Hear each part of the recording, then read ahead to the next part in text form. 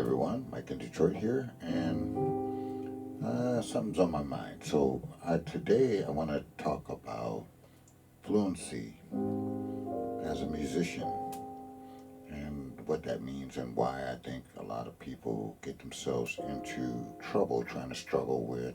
Doesn't matter, I'm on a keyboard today or piano, but I could have my guitar in my hand or my saxophone in my hand or my bass or my whatever instrument plug into this because there's a lot of growth killers out there in the music education world. A lot of them. So, what I want to do is start a conversation about what fluency is, and how to get there, and more importantly, what blocks, especially adult learners, from reaching the level of fluency that they want to get to. So I guess I'll put these in a few categories.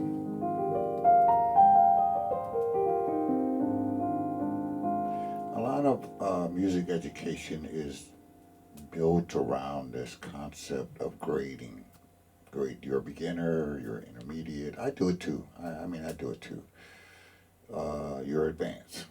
So you're supposed to go from beginner level to intermediate level, then finally you get to be some advanced level, you get the gig, you get that kind of growth. But there's a problem with that level of thinking because it denies this word of fluency. You're progressing through things, but you didn't ask the question, are you really fluent at what it is that you are doing? Let's take a person who hasn't been playing that long, beginners. See, I use the word too. And they're learning their triads. Maybe they're learning their triads as well as I don't know, circle of fourths, something like that.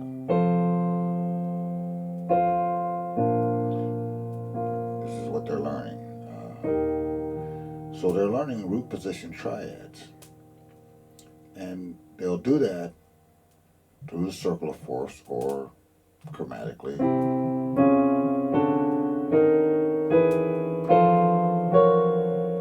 Things like that.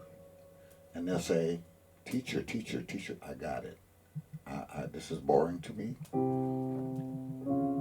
So this area of fluency talks or is a way of thinking is, yeah, you got it in your surface level mind, but are you really fluent in it? In other words, what I mean by fluent is you can do this without thinking. In other words, you got it at a different level. If you cannot, you can do it in a variety of rhythms. In other words, you stayed with an activity until you really are fluent in it. Some of the method books, I'm going through a series of in the Alfred's Adult Piano book. If you're a beginner, check that video out. I say it all the time. Stay on this page until you really get fluent at it. And I'm going to keep using that word fluent. Fluent means I don't have to concentrate anymore. I got this.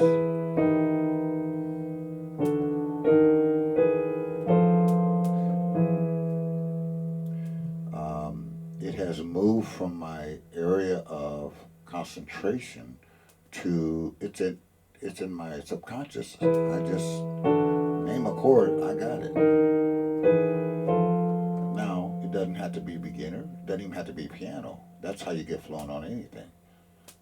First time you get on a bicycle, a little wobbly, but after you practice for a while, and we're going to talk a little bit about how to get fluent. You don't sit there and think about pedaling or think about steering. You're fluent. In other words, you don't have to think about it. It's subconscious. Um, so a good teacher can tell you what to get fluent on first. A before B, B before C, C before D, etc. If you're trying to get fluent at 11th grade and you're a third grader, you could stand by for some frustration in music, and that's another one of those. So if you watch a professional musician practice and you say, "Ooh, I want to do that tomorrow," you can get there, but the path is to get fluent step by step at each level that you're working on. So I know in music, at least my experience is, there are Lego blocks that build on top of each other.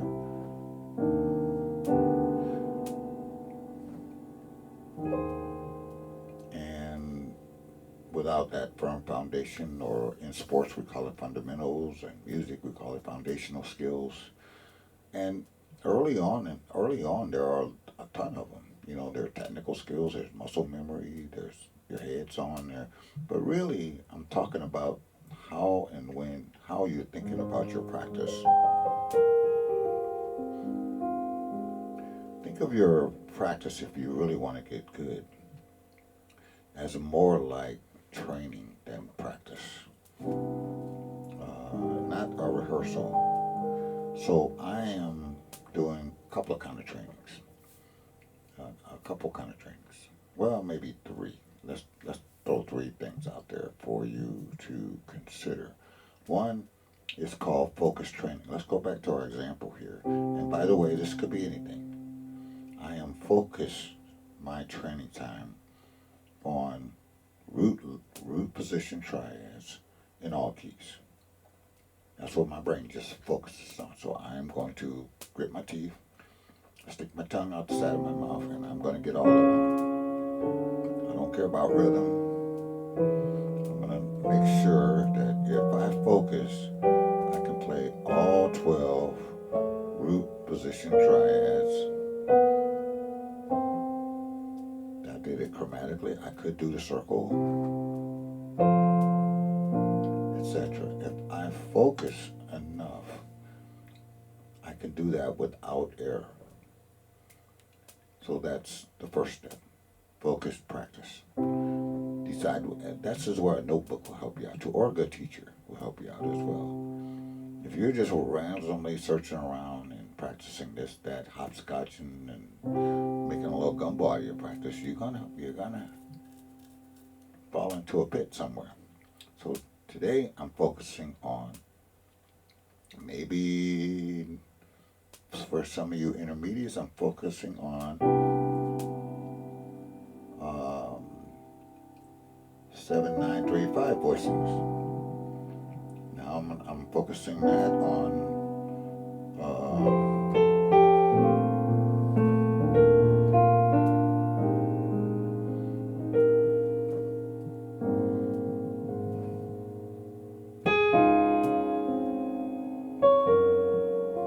whatever it is. So I have a ton of videos out there that once you know what you need to focus on.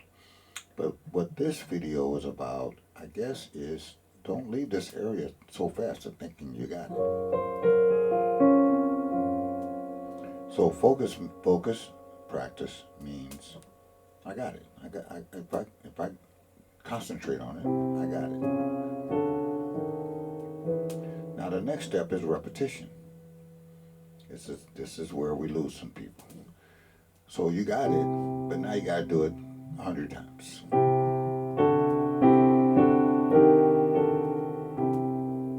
I'm just choosing these triads at random.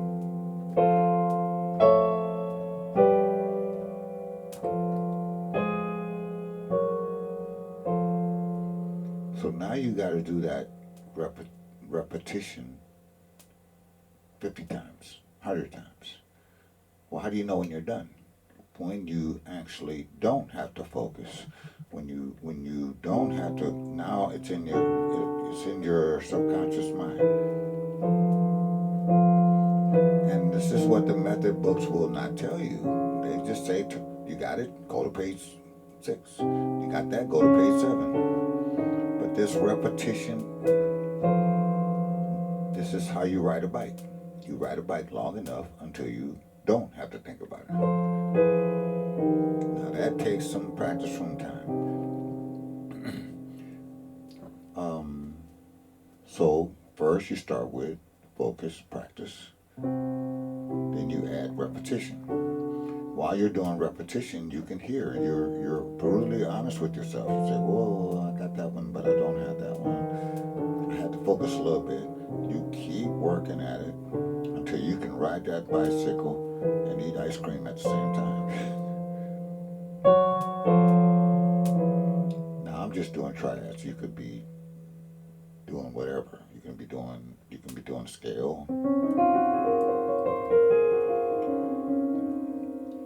Maybe in the next video I can map out a route anyway, at least a route that I think is but that's not the point of this video.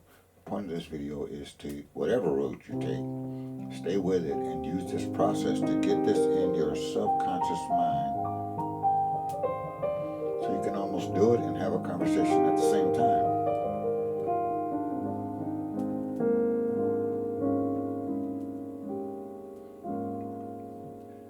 Okay, so you got focus, then you got repetition, then you have what's called spaced repetition.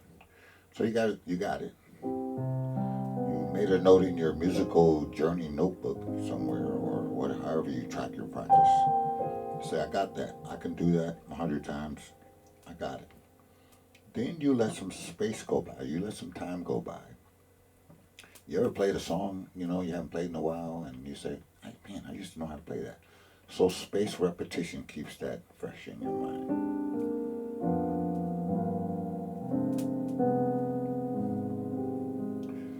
Use songs to help you with your analysis of things, because when you're doing your focus practice, you're actually doing many things. First, your brain's on. What's the analysis of? Let's say if I played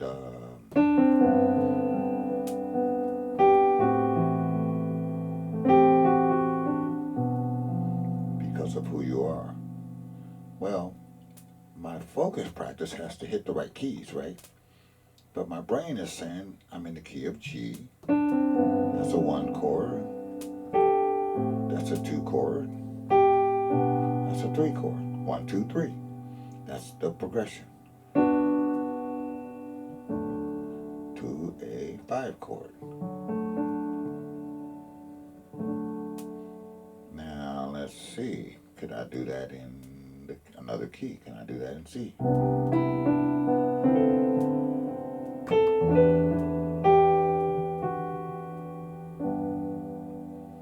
Okay, I didn't emphasize the melody, but I can play a 1, 2, 3 progression in whatever key I want. I can go.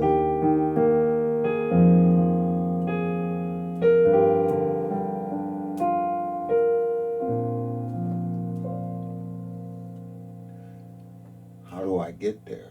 I take a bit at a time, and I take it through these steps. I take it through focus, practice, repetition, and then spaced repetition. Now let's talk a little bit about some fluency killers here out there. Playing songs can be a fluency killer if it's not an appropriate song for your level. If you're trying to play, you don't even know your triads, and you're trying to play.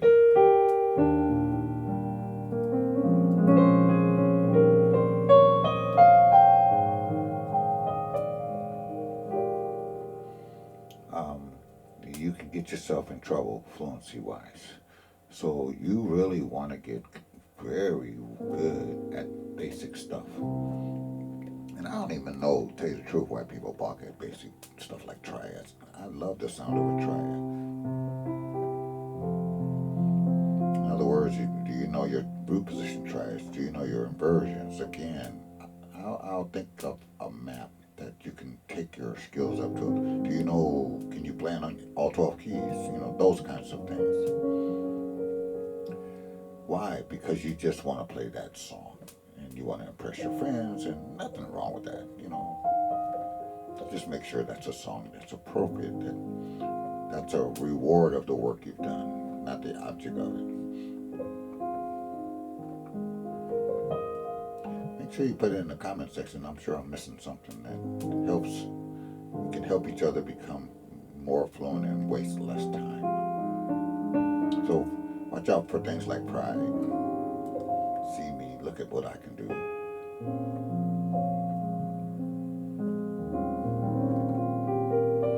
Another fluency killer is inconsistent practice. So you're practicing. Um, I suggest you do shorter practices on a much more frequent basis. Like you're practicing 5-6 days a week instead of marathon practice on Saturday, which kills this repetition part of your. So find a half hour or an hour pretty much every day to sit with your instrument and go through this process.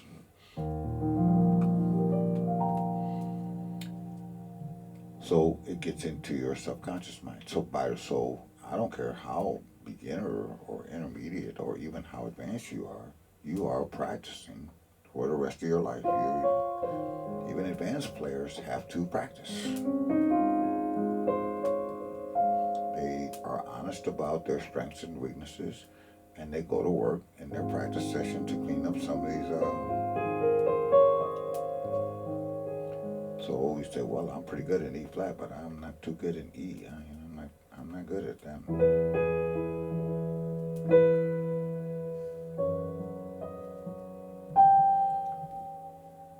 Okay, so those are some things to think about. Get things fluent, and then move to the next thing, which means you're not too fluent. Ride a bike before you drive a car, and then enjoy the process. Leave pride outside. Remember, in your practice room, that's not a performance area. That's a training area. And hopefully all of you have a good place where you can go, shut the door, work some things out. But think of it more like, now, to tell you the truth, when I'm in my studio, every now and then I just want to throw down. But most of the time, I'm working on something. Maybe it's a fingering, maybe it's something. It's something that I am training on so that in the long run, when I get to wherever my performance is, then all that training will kick in. I don't even have to think about it. It'll kick in. That's where I want you guys to be too. If you have a teacher that doesn't understand this process of spaced repetition, of focused practice, and then has you training in areas that's appropriate for your level, and you might want to think about another teacher. Because teachers tend to give you what you're asking for, but some of you may need to back up, get very fluent at some of this beginner stuff. Mary had a little lamb.